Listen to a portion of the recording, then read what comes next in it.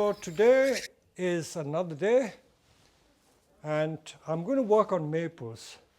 I guess most of you may be getting bored because I always seem to work on maples because I am essentially a maple person. People know me for my maples. And we're forever developing maples, and believe it or not, most of these are either from air layering or grown in the field as big garden trees and then chopped down. So let's go through it. I've got 9 trees here. Let's look at them in turn, and I will tell you what we are going to do. So these are the trees. This one was grown in a flower pot. This is in a flower pot. This is in a flower pot. This is partly trained. This is a customer's tree.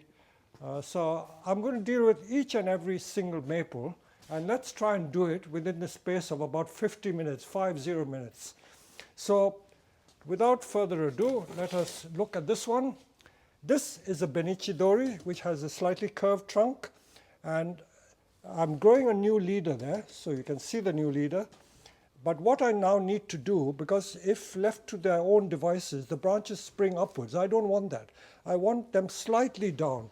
I know some of you would argue that maples shouldn't have their branches hanging down like a pine, but they still look better with the branches slightly, not down, but at least horizontal. So if you look at it like this, don't you agree it would look better like this than springing up? So this is what I'm trying to do. So let's give it very gentle, light wiring. So I always like to remind people that I'm not doing exhibition wiring or wiring for putting trees on show. They're just trees that are being trained, and because they're being trained, as long as the wire does the job, it doesn't matter how you wire. Now you'll see that I'm going to do what is called an open coil. That means like a coil of a spring, and that'll bring it down. I don't want to mark the branches more than I need to. So that's how I do it. I don't wire the thing tight. So there you are, fairly loose and open, and that brings the branch down. Now here we have a 3-branch situation where how can I wire to an existing branch? Yes, you can. You do it by linking to an existing wired branch. So I wire to this branch, which is already wired, and I will, in fact, I can see there's another branch I can link it to, and then do a fairly open coil. Open coil. Open coil literally means open coil. Look at it, how open that is. Loose like that, so it doesn't mark, and that is sufficient to bring the branch down. So you can see how I've changed the shape. Now this is growing at a limb. I can pair these two, but this is thin, this is thick. So I will use a medium grade wire to do that one. You notice I'm doing all my scrap wires here. I'm not wasting anything. So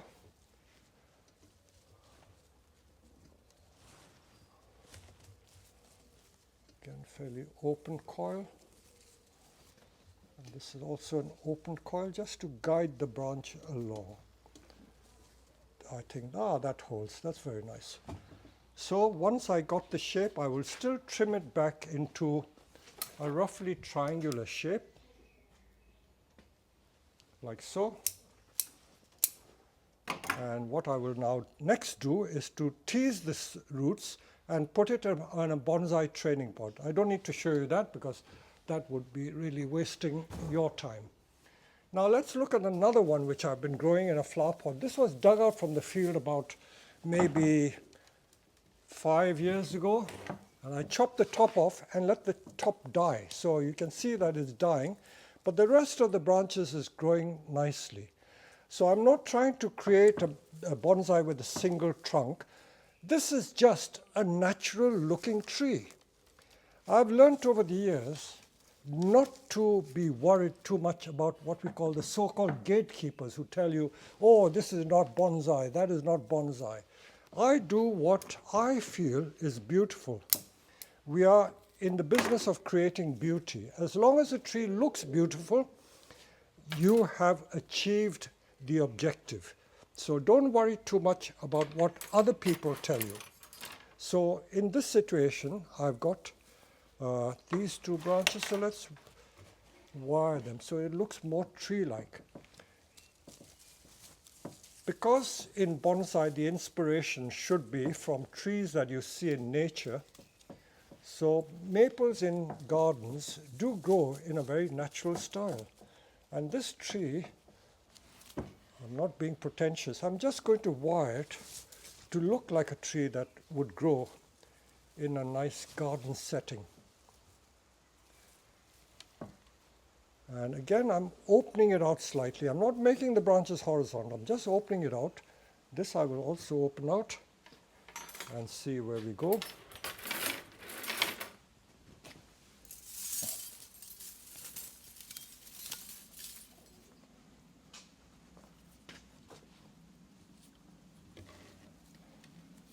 So you can see that simply growing these trees in flower pots can give you a lot of vigor.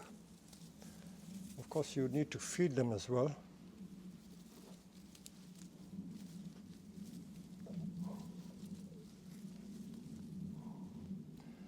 This is some form of japonicum, and this damage here is frost damage.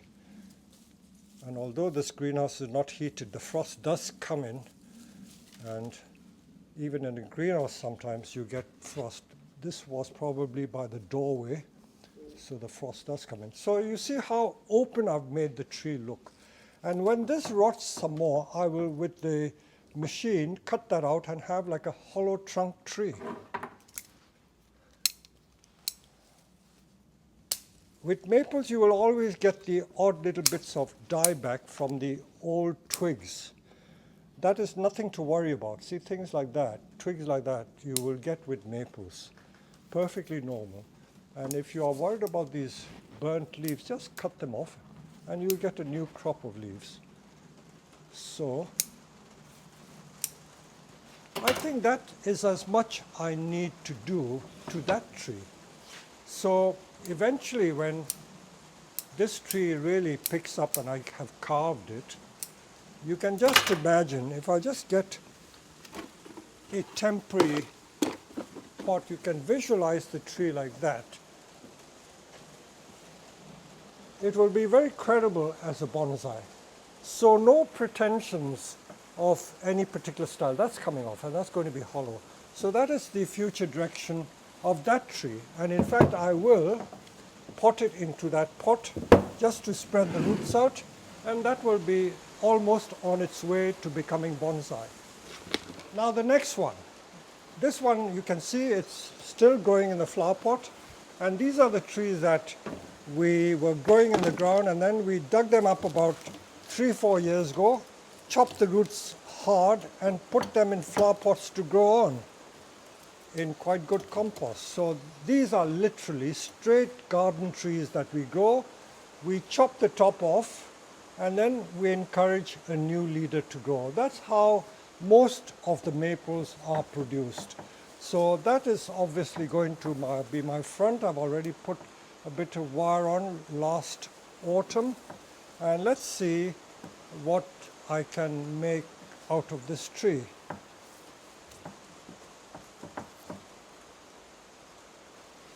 I think the front is here, and if the front is here, I'm going to take the unwanted branches off. So these are going to be the unwanted branches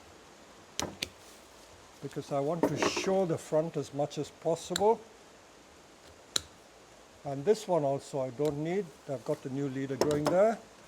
And these I'm going to put horizontally. Now this I'm going to grow unchecked so that it makes a very strong leader. So I will just wire this down.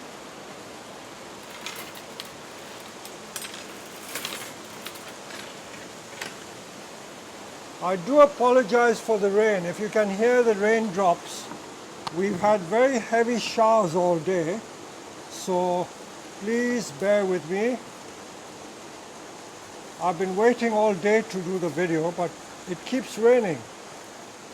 And if it doesn't distract you, I would just carry on.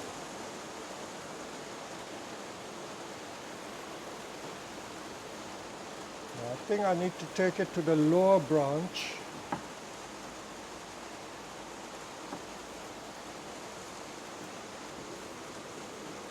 I'll tell you why, because this branch is not staying in position. So I'm going to just do like an open coil, always an open coil. It's just to guide the branch along. That's all I need to do.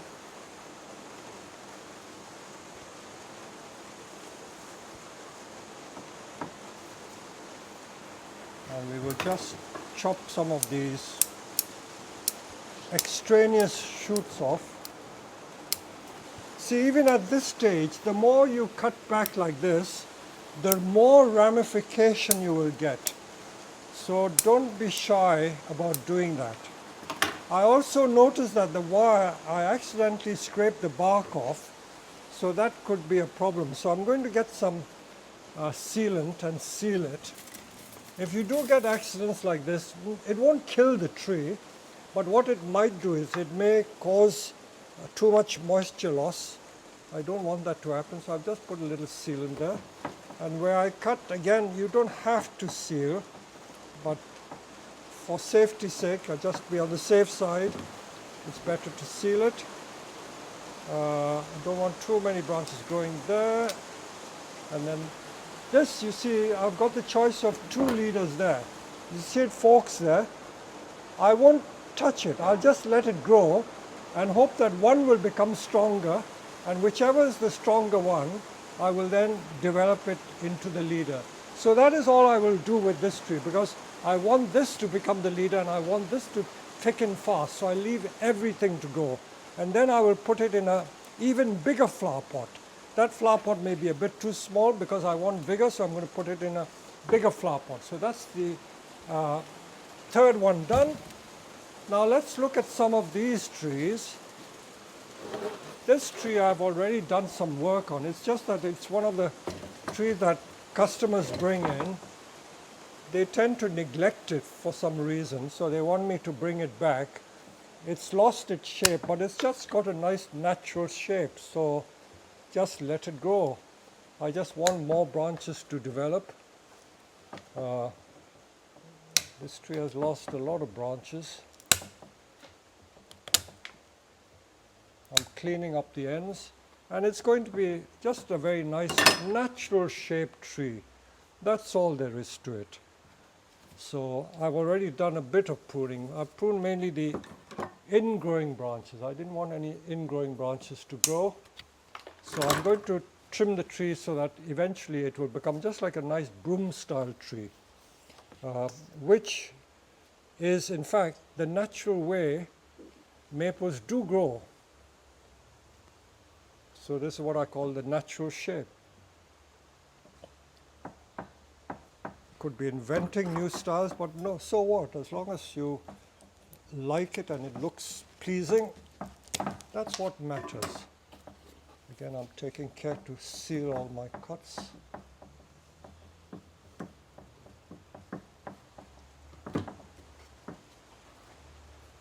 So that is the future of this tree, the customer's tree. And now let's look at some of the other trees that we have. These are benichidoris that we imported from Japan back in 1993. That was a year when I brought many, many trees in from Japan. And they were only like no thicker than a pencil, but they had been wired. We wired it into that S shape, and over the years they've just thickened. So these trees have been on the nursery for about 30 years, almost 30 years, 1993. 27 years to be precise. All the branches are in the right place. Benichidori is a very prolific species. I can't stop it growing. Look at these young shoots from here. If you didn't control it, they will become branches. So if I don't want a branch, I take that off. I may have a little branch there. Okay, I might even have that one. You see how prolific it is from the base even. And I usually let these grow because they will help to thicken the trunk. They are sacrificials. And because I think this was done from air layering, I didn't bother to play with the roots, but these roots are pretty ugly, I would say. But if I let them mesh together and weld against each other, I may get a thick Nebari, so I'm not worried about that. Okay, what should we do with a tree like this? At this stage, you notice if I leave these branches to grow, they become very thick and I will get inverse taper. So I've got to be careful not to let too many thick branches grow. So you see there, that's a thick one. If I let that grow, it'll become very thick. You see, you'll get lumpy bits over there. So I will take the whole thing off. I'm not going to let it grow at all. It may seem a bit drastic, but I'm going to take that off. I'm going to refine it with a branch cutter. Same with this branch here. You look at these. These branches are much too thick, and I've got too many there. And you already can see the inverse taper taking place there. So I'm going to take that off. And that also getting thick. And then with a branch cutter, you've got to get in close and trim all the excess off, otherwise they become very knobbly. Like when people prune the plane trees in London, they just keep chopping the ends and you get the knobbly effect, which is very nice in its own way, but in bonsai, people don't like it very much. So, again, that is becoming very knobbly. I take that off, take that off. So it may seem drastic, but it's for the benefit of the tree. The future of the tree will be improved. I've got to keep a close eye because there are too many branches there, and if I let too many branches grow, I might get inverse taper. So although that's nice and dense there, I've got to keep an eye on that. And then these can be wired horizontally like that. I will just put some open coil and see what happens.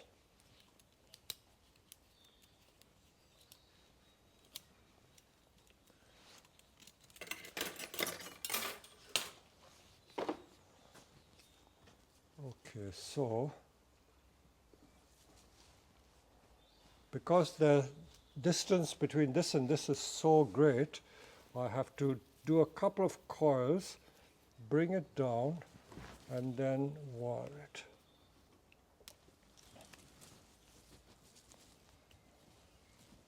These tasks with the maples go on all the time, and as I often say at the start of each of these videos, I do a certain job on the nursery and then I realize that, oh, viewers would find it interesting what I'm doing. But I'm also conscious that if I keep doing the same thing, people will get very bored with it. But if you keep telling me that you don't get bored and you like to see what I'm doing, then I will continue to do it. So I thank you for being so patient. So this is what I do. I bring the branches down. So these maples are created from scratch, from air layerings that I do. Constantly doing air layerings. So if I keep pruning these, I get more ramifications. So this already is a saleable tree. Already a saleable tree. Okay, so that is 2, 4. This is number 5 done. Now let's go to some other trees.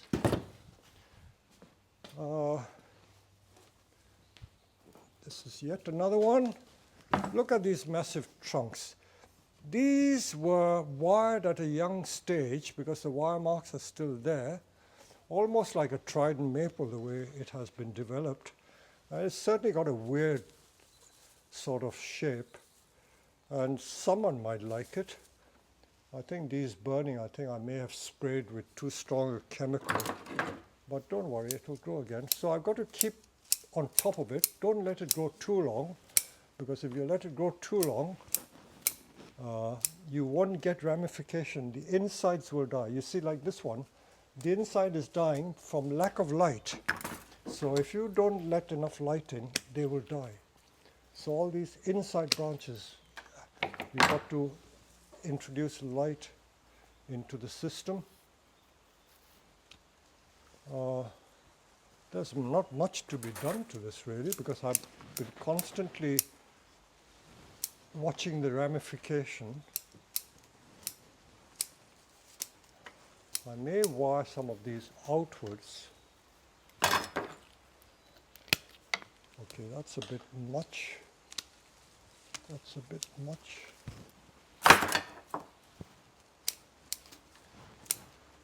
That is springing upwards. I've got to watch that bit.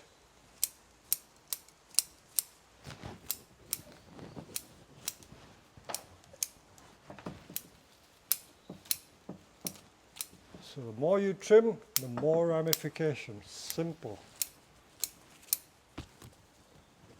I try to keep an eye on crossing branches. I don't want too many crossing branches. So this tree could look nice from either side. I can use this as a front and remove that, or shorten that. Don't need it that tall, and maybe flatten these a little bit. And also, if I look at it this way, this is also possible. Let me just put a tiny bit of wire on that one.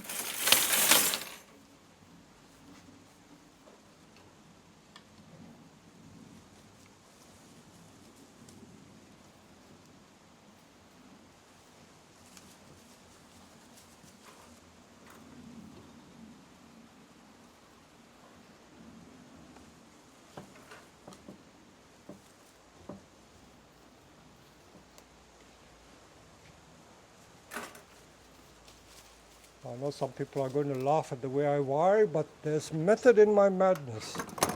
The wire is deliberately kept loose like this so that it doesn't mark the branches. As long as it does the job, it is to flatten the branches, like so. And now this is springing up here.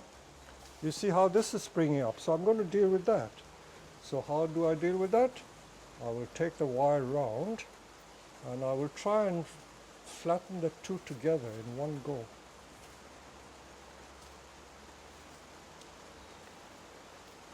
See, I've flattened it like that.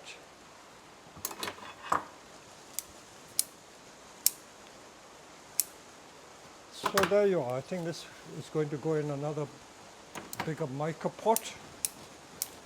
And this becomes quite an interesting saleable tree. I will let these grow just to strengthen the trunk. If I don't want it, I may take it off. That's very easy to do. And soon I'll have new leaves on this tree.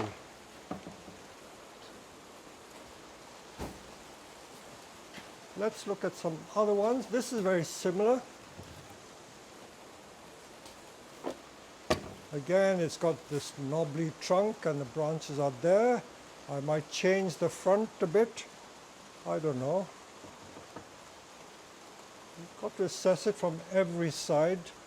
And then I need to bring this branch down. This is looking odd like that, so I'll probably deal with that one. You do get a bit of dieback, that doesn't matter. So I'm going to do this. Let's take that down.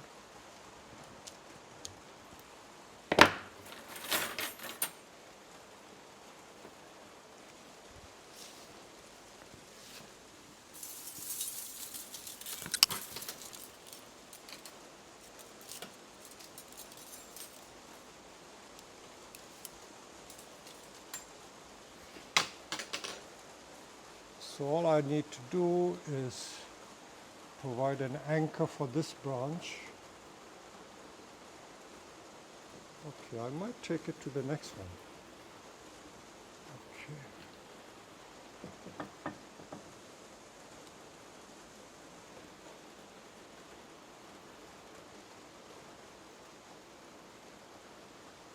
That's all.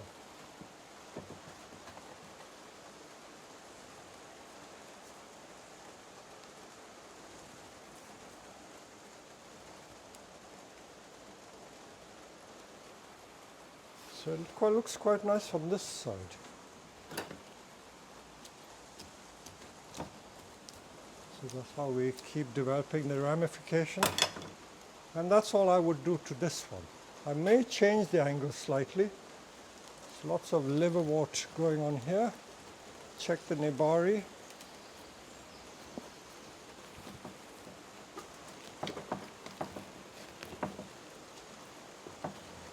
See, the liverwort has roots as well. Look at the roots, it's like insulation.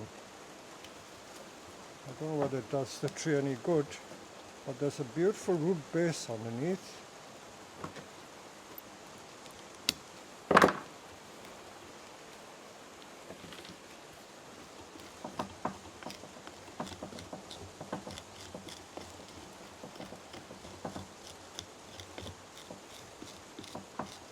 Beautiful Nebari there. Look at it. Can you see that?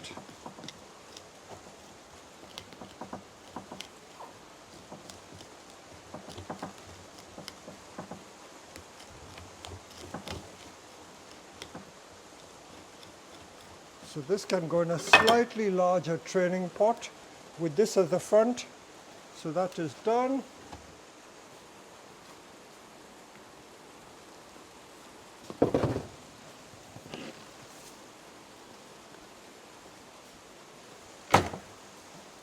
These are one of the multi-trunk trees that I purchased in Japan, again in 1993.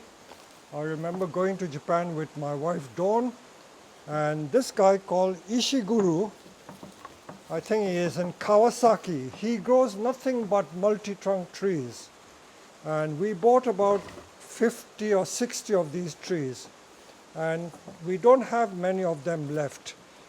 But with the multi-trunk or kabudachi, invariably you will get some trees dying. The way he makes them, he ties these young trees together. Sometimes they are not the same variety as well, I mean not the same clone, so you get trees of different color foliage in the autumn. But they're just bundled together, and he plants them in the ground for about 10 years and then digs them up. So this started off as a 5-trunk tree. There's one trunk there that died. I've cut that out. And another trunk there that also died. You can see I cut that out. So don't be disappointed if with multi-trunk trees you get trunks dying, because the more vigorous or the more dominant of the trees will take over and smother the other trees and cause them to die. So what I've had to do is to regrow the tree. You can see the wires I put on last year to make the branches horizontal, and I will now just tidy it up a little bit to show you the true character of the tree. You see, it's so vigorous. Look at the shoots and branches growing everywhere. Growing everywhere. And this, of course, you may have noticed, is growing in the famous Peter Chan moss. Look at that, this sphagnum moss. And you can see the roots that are growing in here. And the roots are coming out of the bottom of the tray. So the moss trick certainly helps. And this tree, just one season in the moss, has revived splendidly. Look at it. Look at all that. Now all I need to do is take care of the ramification, and this tree has come back, and I will put it in a bonsai pot and it will be ready for selling.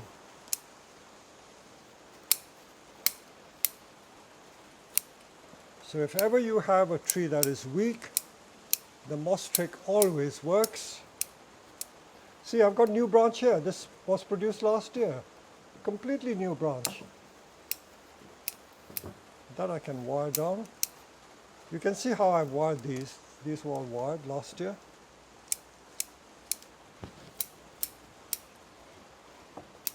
So vigorous.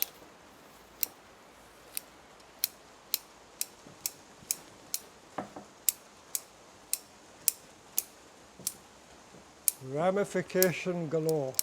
So because this is the front of the tree, you can see the triple trunk still, and it's leaning slightly to that side, so it's a very pleasing look to the tree.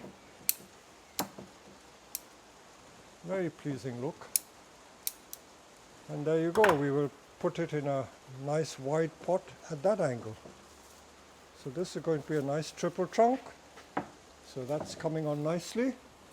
Now this is a multi-trunk tree that is virtually plucked out of our growing field. I must have started this possibly 15 years ago, certainly more than 10.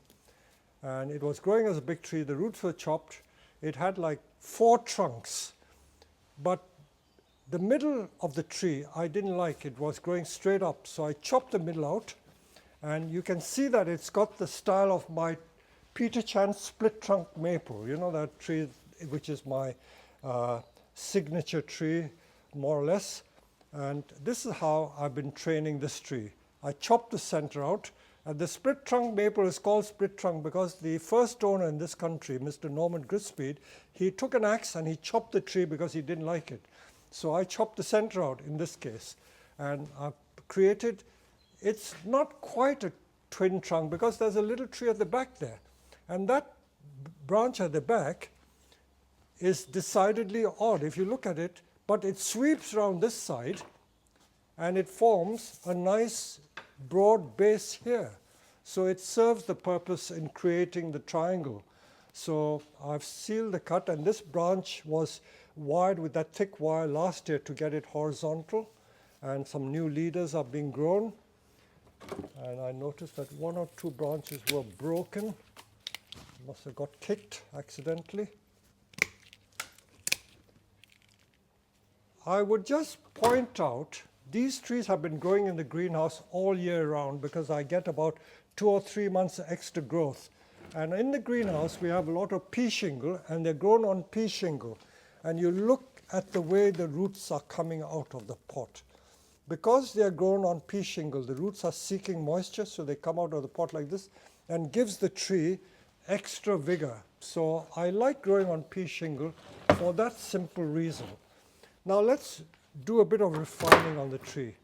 It's too much like a jungle. So all these branches here, inward growing branches, I don't want. I want to reveal the trunk. So take that out. The tree is going to be somewhere here as the front. This is not the front. The front is here, looking at it this way. So you can see the entire trunk structure. And I will not let it clutter too much. So again, a very natural looking tree. I like my trees to look natural.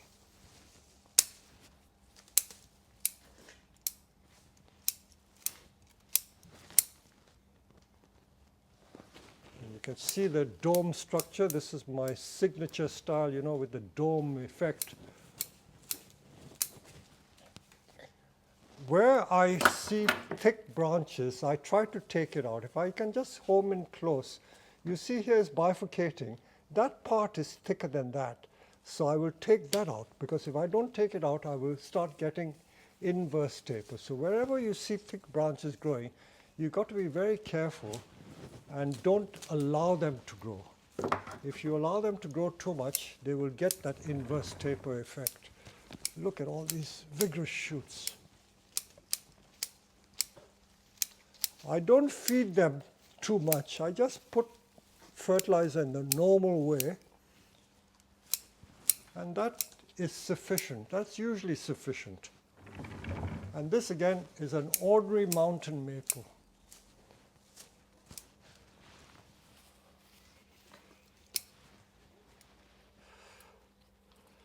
It's too late to transfer it to another pot, but that is the future direction of that tree, looking at it like that.